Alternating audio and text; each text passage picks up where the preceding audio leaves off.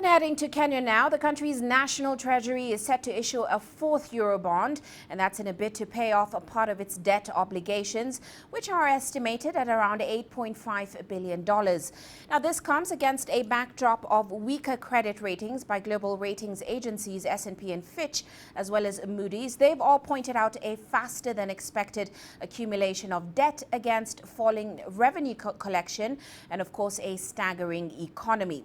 Now, this raises fears of the possibility of a debt distress. It could in turn push investors willing to buy the Kenyan bond to demand risk premiums to cushion against the country's risk of default. Now, Treasury also adds that the amount to be borrowed will be determined once Parliament considers and approves the supplementary budget for the current fiscal year.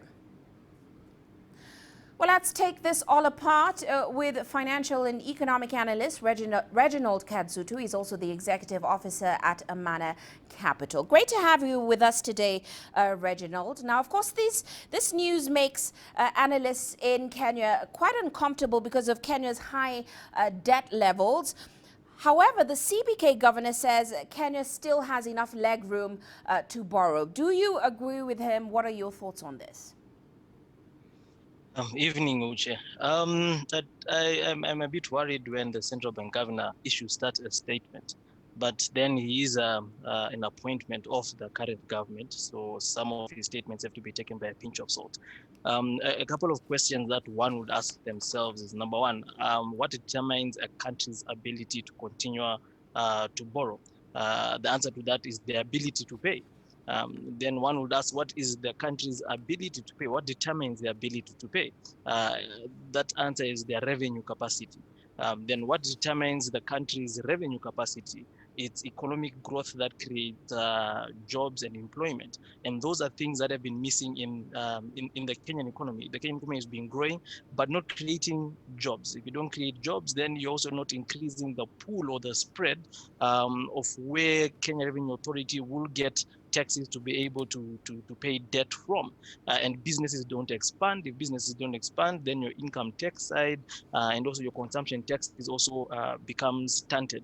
So if you look at the current period, the government has paid close to 648 billion Kenya shillings in terms of debt payment and repayment, versus roughly around 900 billion to 1 trillion of revenue collection. That's already 65% of all the revenue that has been collected during this year up to February, percent of revenue. That means you are bordering a line where you are borrowing to actually pay for recurrent expenditure, and you are borrowing to repaying debt, which now brings out the question of, was the money even used in the right way? Was the money put into the right projects that generate enough revenue to pay for itself? And the answer for that is no.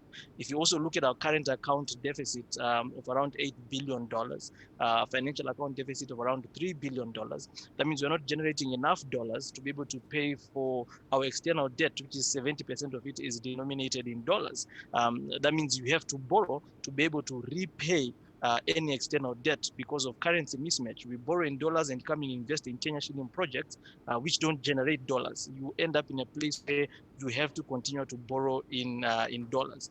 The other issue that we have with our debt is that the average maturity of domestic debt in Kenya is only 5.7 years. That means every year you have close to 30% of your debt maturing, which needs to be refinanced. So I don't agree with the governor that we have leg room. We actually don't have any room at all. Quite an interesting take, Reginald. And of course, ratings agencies, they're now responding by downgrading Kenya's debt. How much do you think this will impact investors' perception of Kenya's sovereign debt and, of course, Kenya's standing in international markets? The debt is going to be definitely more pricier because it's now deemed more riskier. With the rating of downgrade from B+, even if you extrapolate it to Moody's or Fitch rating, it's rated speculative and highly speculative, which is just a rating grade away from near default, so to speak, as in near junk, one rating away from being termed junk.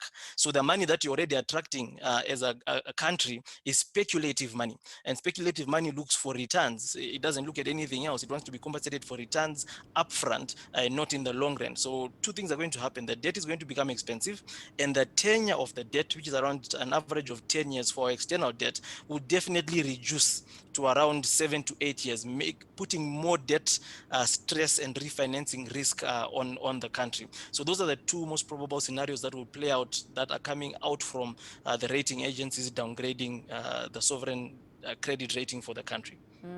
Well, we do have to leave it there. Many thanks, Reginald, for your insights. That, of course, is Reginald Kadzutu from Amana Capital joining us there.